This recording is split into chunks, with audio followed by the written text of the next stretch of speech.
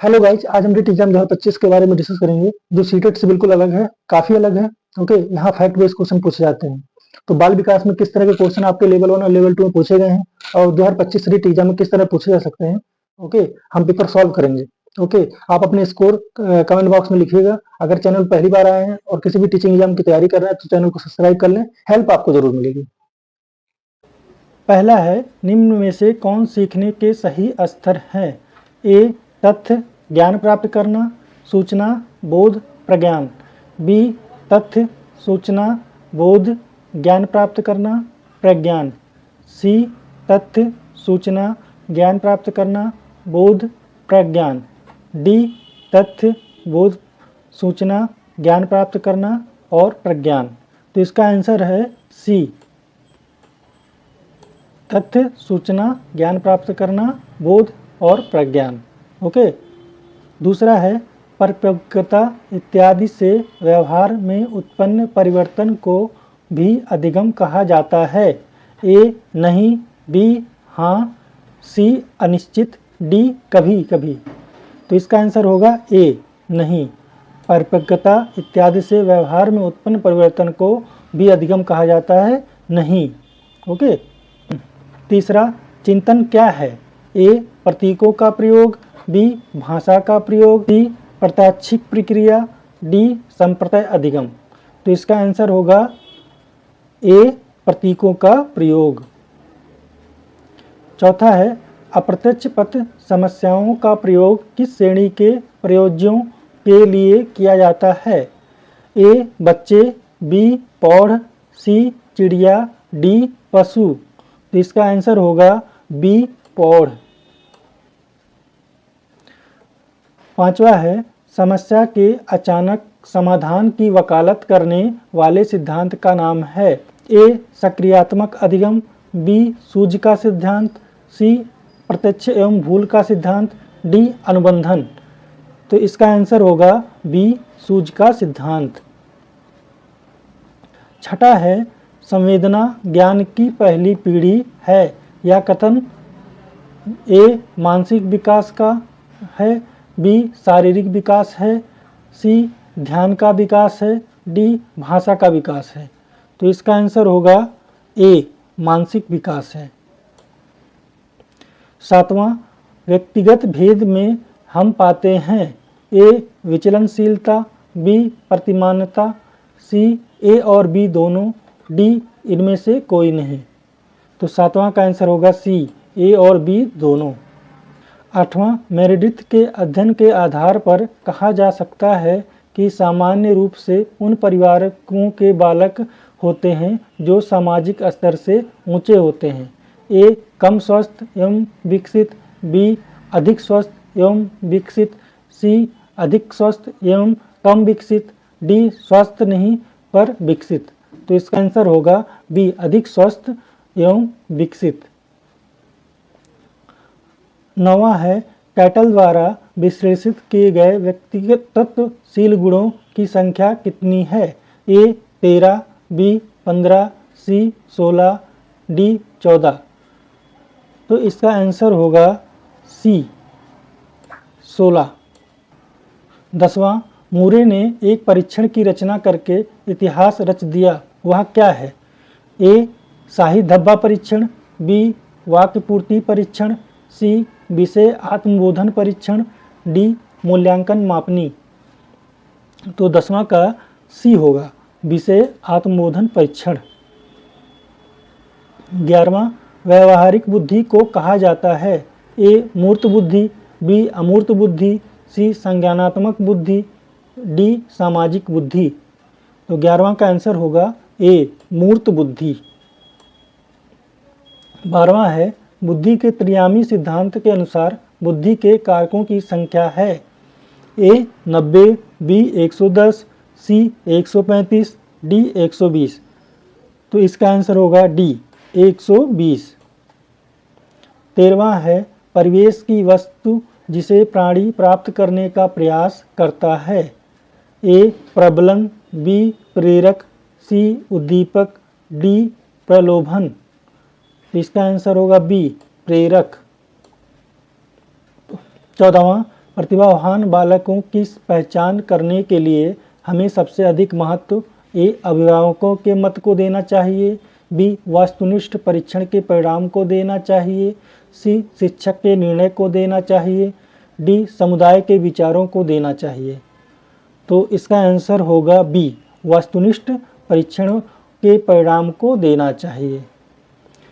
15वां है निम्न में से कौन सा तनाव को कम करने के अप्रत्यक्ष ढंग है? ए विश्लेषण और निर्णय, बी रुकावट को दूर करना, सी दूसरे लक्ष्यों का प्रस्थापना, डी उदात्तीकरण। तो इसका आंसर होगा डी उदात्तीकरण। ओके। 16वां है निम्न में से कौन डिस्लेक्सिया की विशेषता नहीं है? यहाँ पर नहीं है। ओके। ए वाचन परिशुद्धता, गति तथा बोध की समस्याएं, बी सीधे या उल्टे हाथ के प्रयोग के संबंध में निश्चय, सी लिखने की धीमी गति, डी छपे हुए शब्दों को सीखने और याद करने की कठिनाइयाँ। तो इसका आंसर होगा बी सीधे या उल्टे हाथ के प्रयोग के संबंध में निश्चय। ओके। डिस्लेक्सिया की विशेषता नहीं है। 17वां सशक्त अभिप्रेरणा सीखने का प्रभावशाली घटक है। ए इससे बालक स्वस्थ रहता है, बी ध्यान करता है, सी शीघ्र सीखता है, डी प्रसन्न रहता है। तो इसका आंसर होगा सी शीघ्र सीखता है। 18वां हस्तशिल्प की शिक्षा देनी चाहिए। ए मंदबुद्धि बालक को, बी पिछड़े बालक को, सी सामान्य बालक को, डी प्रखर बुद्धि बालक को। 18वां का आंसर होगा ए मंदबुद्धि बालक को हस्तलिपि की शिक्षा देनी चाहिए। 19वां है छात्रों में चोरी करने की आदत को कैसे दूर किया जा सकता है? ए बालकों को प्रोत्साहित देकर, बी उदाहरण देकर, सी ताड़ना देकर, डी सजा देकर। तो इसका आंसर होगा बी उदाहरण देकर।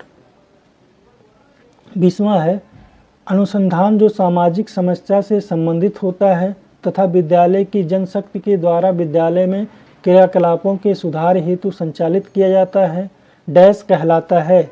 ए मौलिक अनुसंधान, बी क्रियात्मक अनुसंधान, सी सामाजिक अनुसंधान, डी इनमें से कोई नहीं। तो बी क्रियात्मक अनुसंधान।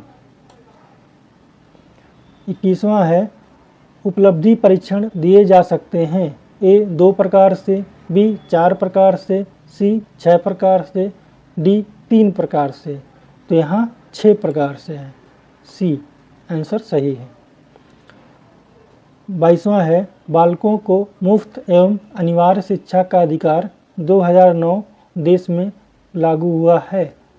ए 1 अप्रैल 2009, बी 1 अप्रैल 2010, सी 1 नवंबर 2009, डी 1 नवंबर 2010। तो इसका आंसर होगा 1 अप्रैल 2010। 23वां है NCF 2005 में कला शिक्षा को विद्यालय में जोड़ने का उद्देश्य है। ए सांस्कृतिक विरासत की प्रशंसा करना, बी छात्रों के व्यक्तित्व और मानसिक विकास को विकसित करना, सी केवल ए सही है, डी ए और बी दोनों सही है। तो 23वां का आंसर होगा डी ए और बी दोनों सही है। 24वां है जब बालक की परीक्षा द्वारा मापी हुई योग्यता के सही मूल्यांकन में अस्थायित्व होता है तब उस परीक्षा को डैश कहते हैं। ए वैधता, बी विश्वसनीयता, सी वस्तुनिष्ठता, डी इनमें से कोई नहीं। तो इसका आंसर होगा बी विश्वसनीयता। 25वां है डैश में मापन की भूमिका सब सीखी हुई कुशलताओं में निष्पादन का एक संपूर्ण अवलोकन देती है। ए निर्णयात्मक मूल्यांकन, बी योगात्मक मूल्यांकन, सी निंदात्मक मूल्यांकन, डी इनमें से कोई नहीं। तो 25वां का आंसर होगा बी योगात्मक मूल्यांकन। 26वां है मनुष्य जीवन का आरंभ मूलतः घटित है। ए 2 कोष, बी केवल 1 कोष, सी कई कोष, डी कोई कोष नहीं। तो 26वां का होगा बी केवल 1 कोष। 27वां है शैशवावस्था की विशेषता नहीं है। ए शारीरिक विकास की तीव्रता, बी दूसरों पर निर्भरता, सी नैतिकता होना, डी मानसिक विकास में तीव्रता। तो इसका आंसर होगा सी नैतिकता का होना। 28वां है गामक विकास से हमारा मांसपेशियों के विकास से तथा पैरों के उचित उपयोग। ए मानसिक और आत्मा, बी अधिगम और शिक्षा, सी प्रशिक्षण और अधिगम, डी शक्ति और गति। 28वां का डी है शक्ति और गति। 29वां 20वीं शताब्दी को बालक की शताब्दी कहा जाता है। यह परिभाषा दी है। ए मूरे, बी एडलर, सी क्रो व क्रो, डी जेवी वाटसन। इसका आंसर होगा सी क्रो एंड क्रो। 30वां इस अवस्था को मिथ्या परिपक्वता का समय भी कहा जाता है। ए शैशवावस्था, बी बाल्य अवस्था, सी किशोरावस्था, डी प्रौढ़ अवस्था। तो इसका आंसर होगा बी बाल्यावस्था। ओके।